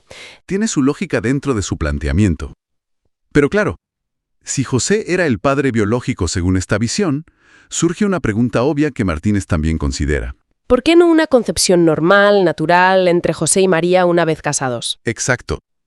Y la explicación que da Martínez es que era imprescindible cumplir otra cosa. La profecía de Isaías. La que anunciaba que el Mesías nacería de una virgen. Eso es. Cita Isaías 7, versículo 14. Por tanto, el Señor mismo os dará señal. He aquí que la Virgen concebirá y dará a luz un hijo y llamará su nombre Emmanuel. Y aquí Martínez se adelanta a la típica discusión sobre si la palabra hebrea alma significa joven o específicamente virgen. ¿Y qué dice él? Pues para él, en ese contexto cultural y profético, una alma, una doncella soltera y desposada como estaba María, era virgen por definición, así que considera correcta la traducción virgen. Vale, equipara doncella a virgen en ese caso. Sí. Y refuerza su argumento citando cómo el Evangelio de Mateo aplica esta profecía directamente a María. Leamos Mateo 1, versículo 23. Adelante. He aquí, una virgen concebirá y dará a luz un hijo, y llamará su nombre Emmanuel, que traducido es Dios con nosotros. Así que para Tito Martínez esto confirma que la concepción tenía que ser sí o sí sobrenatural, sin relaciones. Y eso, claro, cuadra perfectamente con el traslado milagroso del esperma de José. Ata todos los cabos, según su visión. Entonces, resumiendo la conclusión de Tito Martínez, Jesús es, a la vez, Hijo de Dios, por la intervención directa del Padre, e Hijo del Hombre, con padre biológico humano, José. Y esto último, insiste Martínez, es lo que le acredita como descendiente directo del rey David, por línea paterna. Una condición que él considera absolutamente indispensable para ser el verdadero Mesías de Israel. Y añade algo más a su conclusión, que es importante mencionar. Sí, dime. Que esto convierte a Jesús en el segundo Dios de Israel, un Dios subordinado al Padre. Interesante ese punto también, y sabemos que Martínez es muy crítico con lo que él llama el sistema iglesiero apóstata, el SIA. Sí, se refiere a las iglesias tradicionales, a las que acusa de ocultar esta interpretación. Y de negar, según él, que Jesús sea descendiente biológico de David por parte de padre, por José. Exacto. Así que si vemos el cuadro completo que presenta Tito Martínez, su perspectiva es que esta concepción milagrosa tan particular resolvía, digamos, dos requisitos clave a la vez. Por un lado, la profecía de Isaías sobre la Virgen, que él considera necesaria para que Jesús fuera el Mesías legítimo de Israel. Muy bien. Jesús, la ley divina y falsas interpretaciones. Responde ahí a críticas muy concretas sobre Jesús, la ley judía, ciertas traducciones de la Biblia. Primero, la relación de Jesús con la ley de Dios y luego la controversia sobre una profecía de Isaías, la de su nacimiento. Perfecto, pues empecemos por esa primera crítica que comenta Tito Martínez, la afirmación de que Jesús contradijo la Torá. Sí. Dan el ejemplo de que hizo tareas en Shabbat, que preparó comida, y eso llevó a los fariseos a decir, no observa el Shabbat. Claro. Y Tito Martínez califica esto de absolutamente falsa y diabólica. Vaya, una reacción fuerte. Desde luego. Y la defensa que hace Tito Martínez se basa directamente en las palabras que se atribuyen a Jesús según el texto bíblico. Ajá. Se subraya mucho que Jesús dejó muy clara su postura sobre la ley. Vamos a escuchar con atención Mateo 5, versículos 17 al 19. A ver. Sí, por favor. No penséis que he venido para abrogar la ley o los profetas. No he venido para abrogar, sino para cumplir. Porque de cierto os digo que hasta que pasen el cielo y la tierra, ni una jota ni una tilde pasará de la ley hasta que todo se haya cumplido. Ni una jota ni una tilde. Mateo 5:19. De manera que cualquiera que quebrante uno de estos mandamientos muy pequeños y así enseña a los hombres, muy pequeño será llamado en el reino de los cielos. Mas cualquiera que los haga y los enseñe, éste será llamado grande en el reino de los cielos. Ahí Jesús parece, clarísimo en no querer anular. Eso es abrogar, ¿no? Exacto, anular o abolir. Pero entonces, ¿cómo encajan acciones como la curación del ciego en Shabbat? Eso a primera vista parece ir contra la norma del descanso. ¿Cómo resuelve Tito Martínez esa tensión aparente? Bueno, lo que argumenta Tito Martínez es que Jesús no quebrantaba la ley como tal, sino que la interpretaba y la cumplía desde un principio que estaba por encima, el amor al prójimo. Para Martínez, sanar a ese ciego era un acto de amor, que es un mandato divino, y que en esas circunstancias concretas, pues tenía prioridad sobre la regla del descanso del sábado. Entiendo. Y califica la interpretación tan literal de los fariseos, en ese caso, como hipócrita. Porque, perdía de vista el espíritu de la ley, ¿no? Claro, el porqué de la ley. El amor como clave para interpretar y cumplir. Desarrolla Tito Martínez un poco más esa conexión entre amor y ley. Sí, de hecho, para reforzar el argumento, Tito Martínez se apoya en la autoridad del apóstol Pablo, al que describe como un gran rabino, y cita Romanos 13, versículos 8 al 10, para mostrar que el amor es, en esencia, el cumplimiento total de la ley. Leemos lo que dice según el texto bíblico. No debáis a nadie nada, sino el amaros unos a otros, porque el que ama al prójimo ha cumplido la ley. Porque no adulterarás, no matarás, no hurtarás, no dirás falso testimonio, no codiciarás. Y cualquier otro mandamiento en esta sentencia se resume. Amarás a tu prójimo como a ti mismo. 13.1. El amor no hace mal al prójimo, así que el cumplimiento de la ley es el amor. Es potente esa conexión, sí. Entonces, para Tito Martínez, la conclusión sobre este primer punto es tajante, ¿no? Sí. Jesús no solo no violó la ley, sino que la cumplió perfectamente a través del amor. Y eso valida su identidad como el verdadero Mesías de Israel, Jesucristo. Exactamente, esa es la conclusión que presenta el texto de Tito Martínez. Bien, pues vamos al segundo punto que analiza Tito Martínez. Este tiene que ver con la traducción de una profecía muy famosa, Isaías 7:14, la del nacimiento virginal. Eso es. La crítica que Tito Martínez se dedica a refutar sostiene que la palabra hebrea clave, alma, que significa simplemente mujer joven o doncella, y no obligatoriamente virgen. Vale. Y según esa crítica, los traductores cristianos más tarde eligieron virgen para hacerla coincidir con ideas paganas que ya existían sobre nacimientos milagrosos. Ya, una crítica sobre la fidelidad de la traducción y quizá las motivaciones detrás, ¿no? ¿Y qué responde Tito Martínez? Porque usa un lenguaje bastante directo aquí también, ¿verdad? Sí, bastante. Tito Martínez llega a calificar al autor de esa crítica de ignorante y mentiroso. Vaya. Su argumento principal es que, aunque alma puede significar joven-mujer, en el contexto específico de Isaías 7:14, sí debe traducirse como virgen. ¿Por qué? Porque esa joven concreta a la que se refería la profecía, dice Martínez, era de hecho una virgen. Entiendo. ¿El argumento se basa en quién era esa mujer en concreto a la que se refería Isaías? Pues apoya mucho en el Nuevo Testamento. Concretamente en cómo el apóstol Mateo aplica esta profecía de Isaías directamente a María, la madre de Jesús. Argumenta que Mateo, que conocía el hebreo y el contexto perfectamente, entendió y usó el término correctamente con el sentido de virgen. Para Tito Martínez, la interpretación que hace Mateo zanja la cuestión. No hay más debate sobre la traducción correcta. Entendido. Recapitulando un poco entonces, el texto de Tito Martínez defiende con mucha vehemencia, por un lado, que Jesús cumplió la ley divina a la perfección a través del principio superior del amor. Eso es. Y por otro lado, refuta la crítica sobre la traducción de Isaías 7:14, sosteniendo que la interpretación tradicional del nacimiento virginal es válida, basándose en cómo la usa Mateo. Justo. Y más allá de estas defensas concretas, los argumentos de Tito Martínez en su texto apuntan también a una visión profética final. Ah, sí. Sí, sugiere una esperanza futura, basada en su lectura de las Escrituras, claro. Anticipa un momento de arrepentimiento nacional de Israel que les llevará a reconocer a Jesucristo como su Mesías. Y, según esa visión que presenta, Él reinará desde Jerusalén. Interesante. La identidad del siervo sufriente en Isaías 52 y 53. La gran pregunta, que genera mucho debate, es si esos capítulos hablan del Mesías como un individuo. O si se refieren más bien a la nación de Israel en su conjunto, ¿verdad? Que es la visión, digamos, más común en la interpretación rabínica, ¿no? Citando el exilio, la redención del pueblo. Eso es. Pero el estudio de Tito Martínez, que es lo que vamos a explorar, argumenta justo lo contrario. Sostiene que el texto apunta inequívocamente al Mesías. Y la conclusión de Martínez es muy directa. Según su análisis, Jesús es el verdadero Mesías de Israel y el segundo Dios de Israel subordinado al Padre, y que cumplió esta profecía. Justo. Es una profecía fundamental en el diálogo teológico, y este estudio insiste en que entenderla bien según las escrituras hebreas es crucial para captar la figura mesiánica. Muy bien. Pues vamos a desgranar esto. ¿Por dónde empezamos con el texto bíblico según este análisis? Pues mira, un punto clave que señala Tito Martínez es que la profecía no arranca en el capítulo 53 como a veces se piensa. Ah, ¿no? No, empieza antes. En Isaías 52, versículo 13. Es fundamental leerlo desde ahí.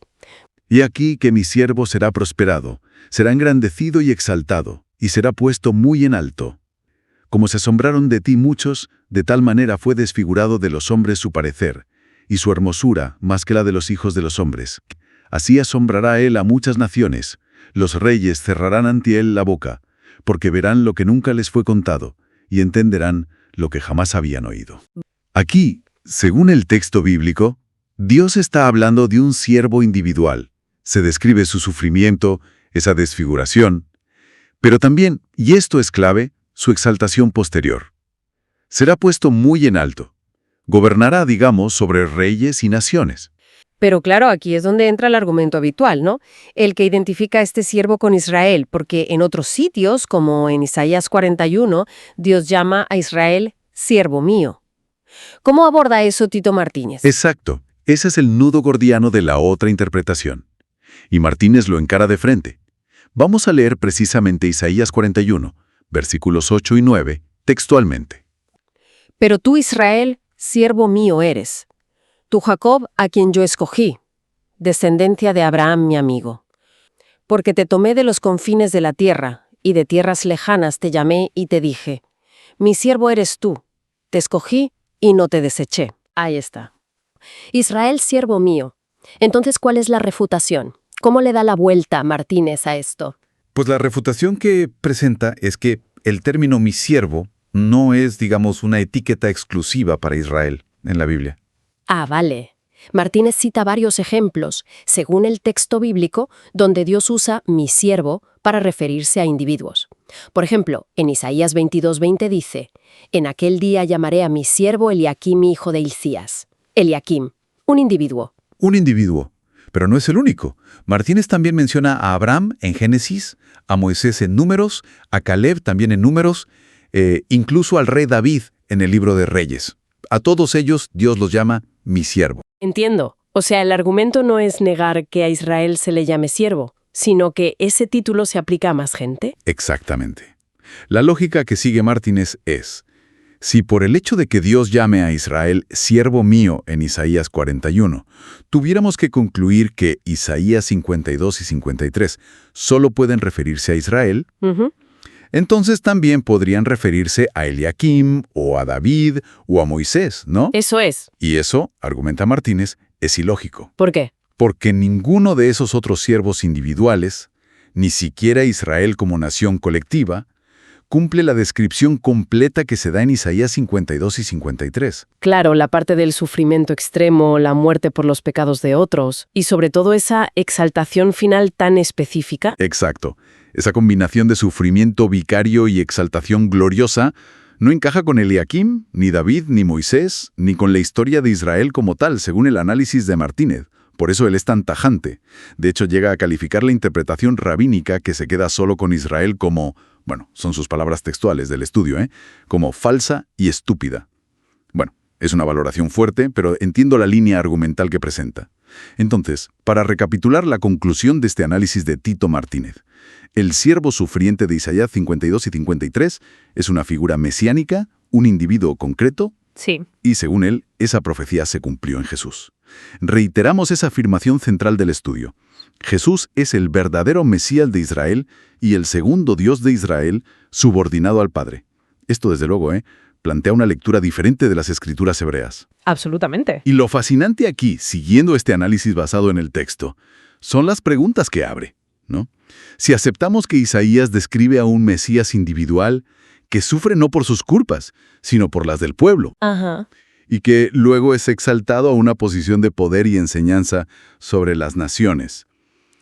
Bueno, ¿qué nos dice eso sobre conceptos como la expiación, la redención? ¿Qué tipo de relación se dibuja ahí entre Dios, este Mesías, y el pueblo de Israel según estos pasajes? Implica repensar esa dinámica, ¿verdad? Exacto. Cómo un individuo puede asumir ese papel redentor tan central. Exacto. Cambia bastante el panorama teológico si se interpreta de esta manera individual y mesiánica. Sin duda. Isaías 53, versículo 9. El texto bíblico ahí describe al siervo de una forma muy particular, ¿verdad? Sobre su muerte, pero también sobre su carácter. ¿Cómo lo enfoca este análisis? Sí, a ver, este versículo dice, textualmente, que se dispuso con los impíos su sepultura, mas con los ricos fue en su muerte. Y luego, ojo, recalca esto, que nunca hizo maldad, ni hubo engaño en su boca. Entonces, el argumento central que se presenta es que, bueno, que esta descripción de perfección moral, de ausencia total de maldad o engaño, pues es imposible, digamos, aplicarla a la nación de Israel en su conjunto. Claro, por la propia historia de cualquier nación, que tiene sus luces y sombras, ¿no? Exacto. Tiene, bueno, pues momentos de todo. El análisis contrasta esto con la figura de Jesús, de quien se afirma que sí cumpliría esta condición de pureza absoluta. Entiendo. ¿Y la parte de la sepultura? ¿Con los ricos? Pues mira, el análisis de Martínez se apoya en el relato de Mateo. Concretamente, Mateo 27, versículos 57 al 60. Ahí se cuenta que aunque Jesús murió crucificado como un criminal, entre malhechores, digamos, y su destino parecía la fosa común, al final, un seguidor suyo rico, José de Arimatea, pide el cuerpo y lo entierra en su propio sepulcro. Un sepulcro nuevo, además. Ajá, o sea que ahí se cumpliría esa profecía. Eso es. Destinado a los impíos, pero acaba con los ricos. Y manteniendo siempre esa perfección moral. Vale, ese punto está claro. Pero el versículo que sigue, el 10 de Isaías 53, introduce una complejidad tremenda, diría yo. Porque el texto bíblico dice que Dios quiso quebrantarlo, sujetándole a padecimiento. ¿Y qué? Bueno, que después de poner su vida en expiación por el pecado, atención, verá linaje y vivirá por largos días, morir como expiación y luego tener descendencia y vivir para siempre. ¿Esto cómo se explica desde este análisis? Aquí es donde entra un elemento que, para esta interpretación, es absolutamente fundamental. A ver, se interpreta que Jesús cumple la primera parte, muere en expiación por los pecados. Vale, el linaje no se ve como hijos biológicos, claro. Sino espirituales, imagino. Exacto. Hijos espirituales. El análisis de Martínez, de hecho, cita pasajes donde Jesús llama hijitos a sus discípulos. Menciona dos concretamente. El primero, Juan 13:33. Hijitos, aún estaré con vosotros un poco. Me buscaréis, pero como dije a los judíos, así os digo ahora a vosotros. A donde yo voy, vosotros no podéis ir. Y el segundo, Juan 21:5. Y les dijo, hijitos, ¿tenéis algo de comer? Le respondieron, no. Vale, eso para el linaje. Y lo de vivirá por largos días después de morir. Pues ahí la respuesta que da este análisis es la resurrección. Se argumenta que este versículo no está hablando solo de la muerte del siervo, sino también de su vuelta a la vida después de morir.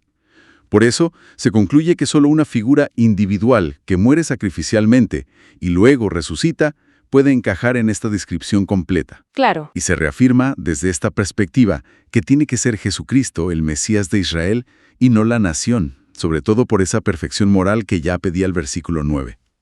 O sea, la resurrección es como la pieza clave que hace encajar todo el versículo 10 en esta lectura.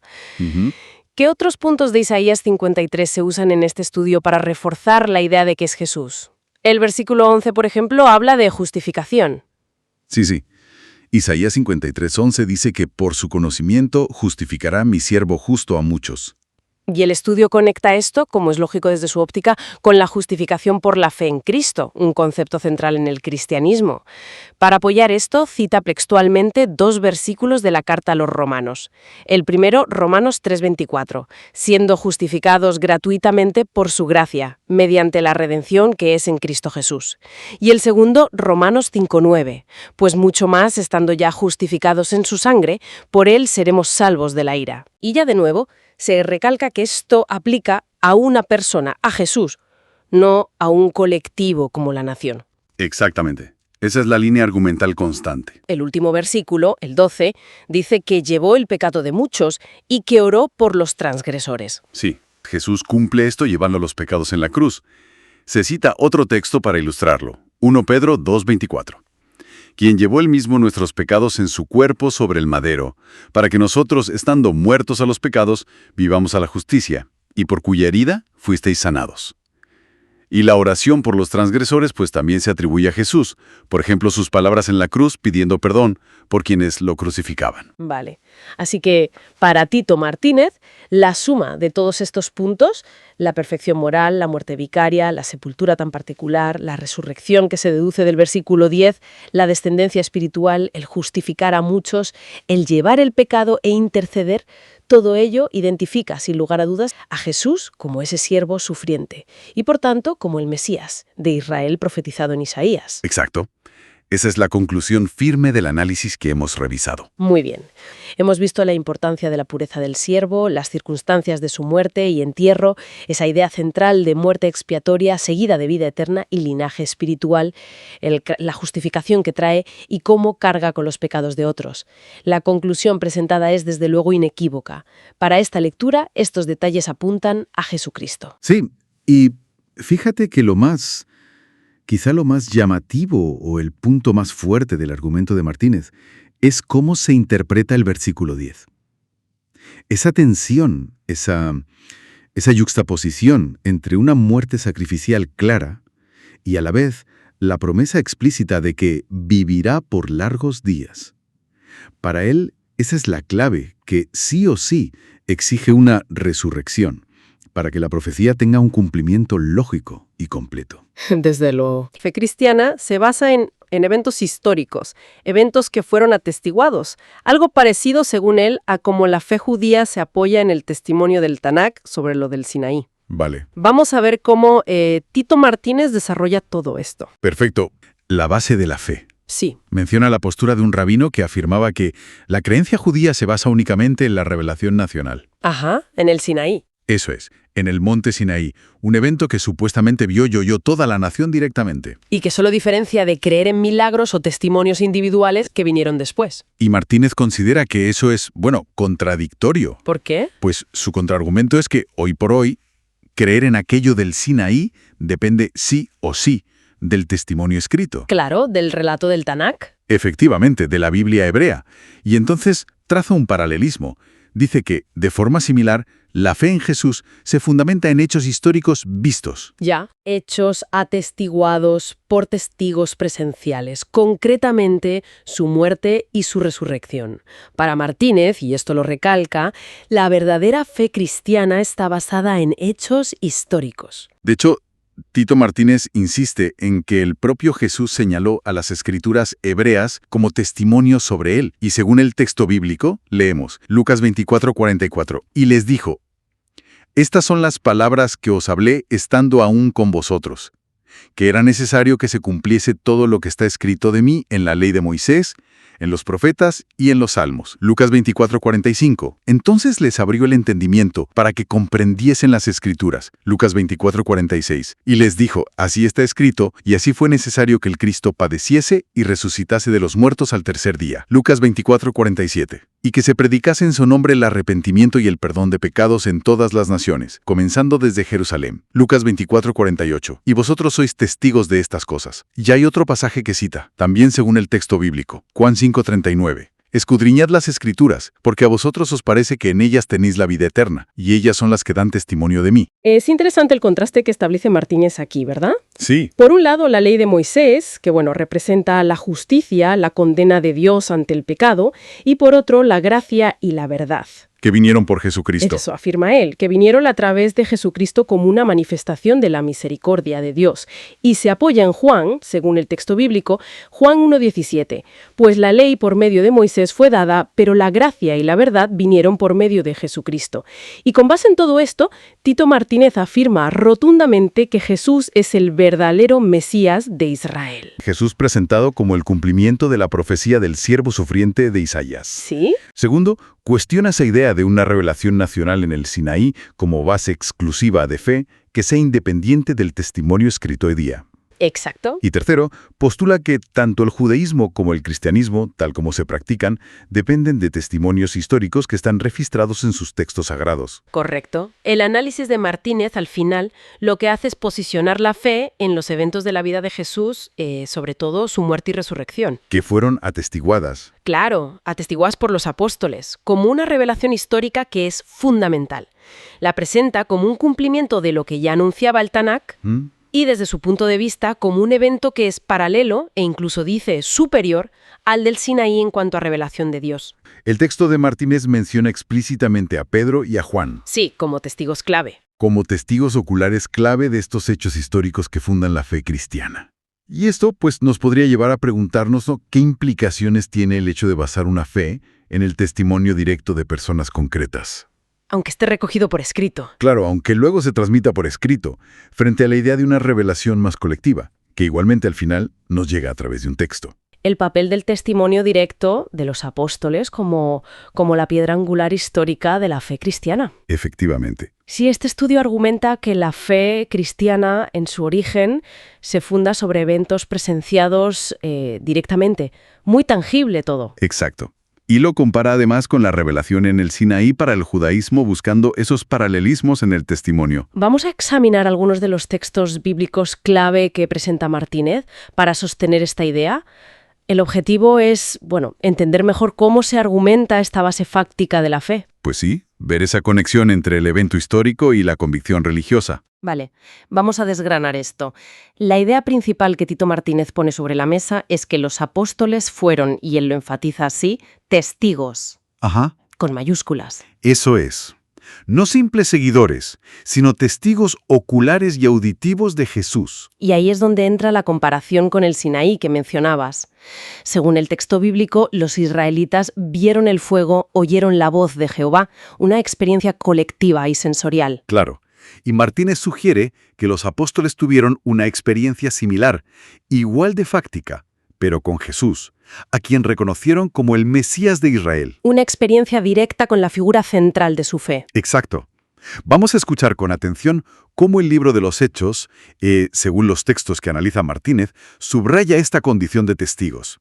Leeré los pasajes tal cual los cita, con el énfasis que él marca. Perfecto. Adelante. Hechos 2:32 dice: A este Jesús resucitó Dios, de lo cual todos nosotros somos testigos. Todos nosotros, colectivo. Luego, Hechos 3:15, y matasteis al autor de la vida, a quien Dios ha resucitado de los muertos, de lo cual nosotros somos testigos. Aquí la figura de Jesús como autor de la vida es central y, de nuevo, el testimonio de la resurrección. Seguimos con Hechos 5:32, y nosotros somos testigos suyos de estas cosas, y también el Espíritu Santo, el cual ha dado Dios a los que le obedecen. Interesante cómo añade al Espíritu Santo también como testigo junto a ellos. Sí. Y Hechos 10:39, y nosotros somos testigos de todas las cosas que Jesús hizo en la tierra de Judea y en Jerusalén, a quien mataron colgándole en un madero. Testigos de toda su vida pública, no solo de la resurrección. Y por último, Hechos 10, versículos 40 y 41. A este levantó Dios al tercer día e hizo que se manifestase, no a todo el pueblo, sino a los testigos que Dios había ordenado de antemano, a nosotros que comimos y bebimos con él después que resucitó de los muertos. Fíjate, ahí especifica aún más. No fue una aparición masiva, sino a testigos escogidos, y que comieron y bebieron con él. Una prueba de fisicalidad muy fuerte. Es verdad. Lo fascinante aquí es la insistencia, ¿no? La repetición casi machacona de la palabra testigos. Sí, totalmente. El análisis de Tito Martínez lo que hace es subrayar esto, que según estos textos, el mensaje apostólico no se presenta como una filosofía, una simple creencia. No, no es abstracto. Para nada. Es un informe de hechos. Se basa en lo que hemos visto y oído.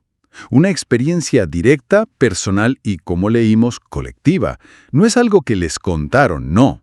Es algo que vivieron ellos mismos. Y esa vivencia directa, esa experiencia física, es algo que Martínez también encuentra muy marcado en la primera carta de Juan. Ajá. Allí, el texto bíblico se centra mucho en la experiencia sensorial con Jesús, al que se refiere como el verbo de vida. Un término potentísimo que implica que Jesús es la palabra viva de Dios, la manifestación de la vida eterna. Exacto. Voy a leer cómo lo recoge el estudio de Martínez, textualmente. 1 Juan 1, versículo 1. Lo que era desde el principio, lo que hemos oído, lo que hemos visto con nuestros ojos, lo que hemos contemplado y palparon nuestras manos tocante al verbo de vida. Es que es casi una enumeración de los sentidos. Oír, ver, contemplar, palpar, tocar al verbo de vida. Es muy, muy físico. Y continúan los versículos 2 y 3. Porque la vida fue manifestada, y la hemos visto, y testificamos y os anunciamos la vida eterna, la cual estaba con el Padre y se nos manifestó. Lo que hemos visto y oído, eso os anunciamos. Exactamente. El argumento que Tito Martínez elabora a partir de aquí es que este fundamento sensorial, ver, oír, contemplar, incluso tocar a Jesús, el Mesías, es lo que se presenta como la base sólida, irrefutable, de la fe cristiana primitiva. Una base histórica, digamos. Eso es. Y Martínez conecta esto con su idea más amplia, que la verdadera fe, tanto la judía original como la cristiana que deriva de ella, en hechos históricos verdaderos. Hechos registrados por testigos clave. Exacto. Moisés en el Tanakh, lo que conocemos como Antiguo Testamento, y los apóstoles en el Nuevo Testamento que dan fe de Jesús como ese Mesías prometido a Israel. Y aquí es donde se pone realmente interesante la cosa. Porque Tito Martínez, digamos que choca de frente con la idea de que el judaísmo actual no depende tanto de testimonios directos. Sí, él aborda esa objeción. Y argumenta que eso no es del todo correcto, porque se estaría ignorando el papel fundamental del testimonio escrito de Moisés. Según el propio Tanakh, Moisés fue testigo directo de la revelación divina. Claro. Sin ese testimonio fundacional de Moisés, registrado por escrito, argumenta Martínez, el judaísmo mismo perdería su anclaje histórico original. O sea que ambos, judaísmo y cristianismo primitivo, compartirían esa base testimonial según esta lectura. Sí, esa es la línea argumental.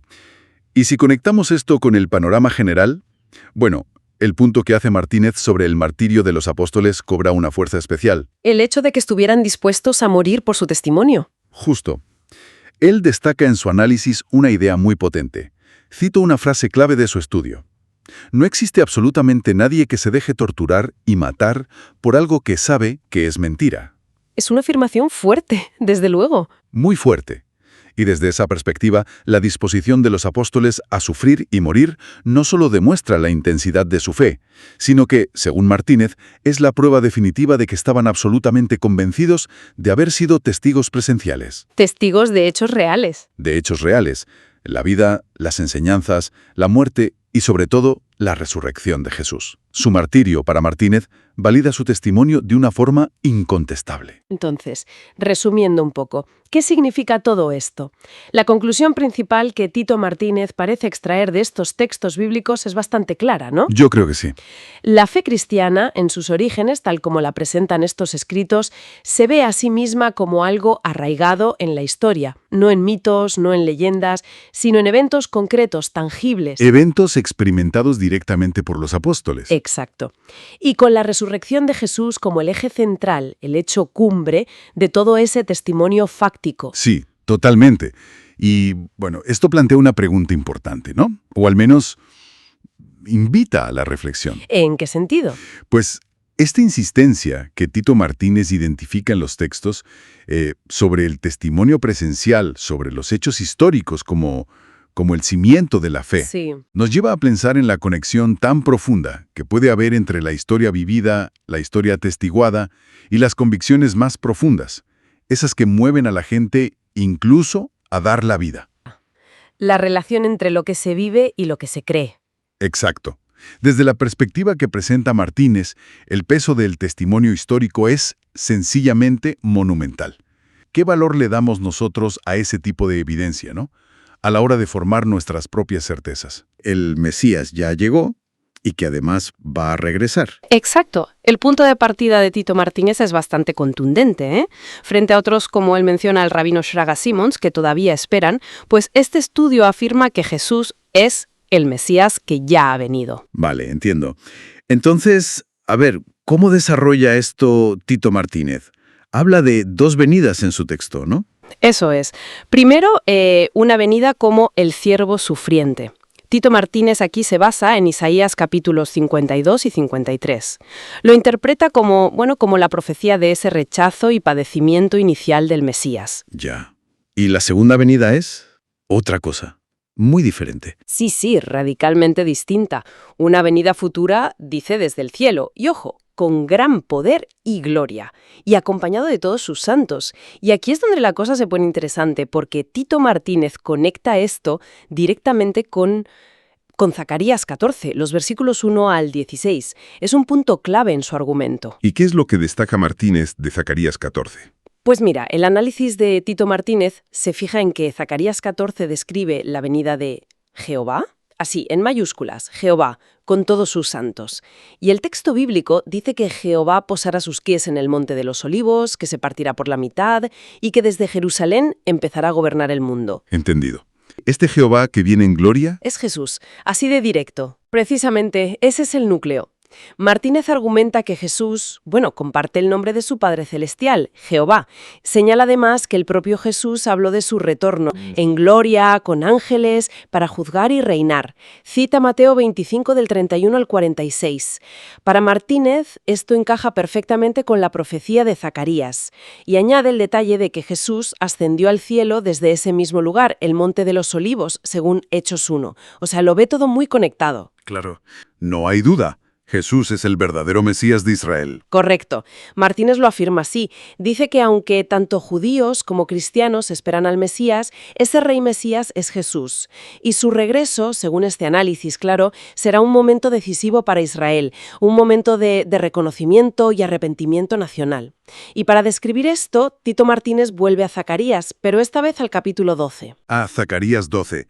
Ese pasaje es muy intenso describiendo ese momento. Creo que vale la pena escucharlo tal cual lo cita Tito Martínez. Sí, desde luego. Es fundamental para su visión de ese reconocimiento futuro. El texto bíblico que cita es este. Lo leo literal. Y en aquel día yo procuraré destruir a todas las naciones que vinieren contra Jerusalén. Y derramaré sobre la casa de David y sobre los moradores de Jerusalén espíritu de gracia y de oración. Y mirarán a mí, a quien traspasaron, y llorarán como se llora por hijo unigénito, afligiéndose por él como quien se aflige por el primogénito. En aquel día habrá gran llanto en Jerusalén, como el llanto de Adadrimón, en el valle de Megiddo. Y la tierra lamentará, cada linaje aparte, los descendientes de la casa de David por sí, y sus mujeres por sí, los descendientes de la casa de Natán por sí, y sus mujeres por sí, los descendientes de la casa de Leví por sí, y sus mujeres por sí, los descendientes de Simeei por sí, y sus mujeres por sí, todos los otros linajes, cada uno por sí, y sus mujeres por sí. Es una imagen sobrecogedora, ¿verdad? Ese lamento, esa revelación a nivel nacional. Entonces, ¿cómo encaja esto en la visión global que presenta Martínez? Pues para Tito Martínez todo apunta a Jesús. Él es el Mesías que vino, a quien traspasaron la interpreta como una referencia clara a la crucifixión, claro. Y es el que volverá para reinar, y en esa vuelta será finalmente reconocido por Israel primero y por todas las naciones. Así que la identidad mesiánica de Jesús, su futura manifestación en gloria y esa identificación que hace con el Jehová que desciende en Zacarías 14 son absolutamente centrales en el estudio de Tito Martínez. Bien, hemos repasado entonces la perspectiva de Tito Martínez. Jesús como el Mesías que ya vino, sufrió y que retornará en gloria. Un análisis que se apoya mucho en su lectura de Isaías y, sobre todo, de Zacarías, llegando incluso a identificar a Jesús con ese Jehová que desciende sobre el Monte de los Olivos. Es una interpretación que, une ese pasado de sufrimiento y rechazo con un futuro de gloria y con un reconocimiento final muy dramático por parte de Israel, tal como él lee en Zacarías 12.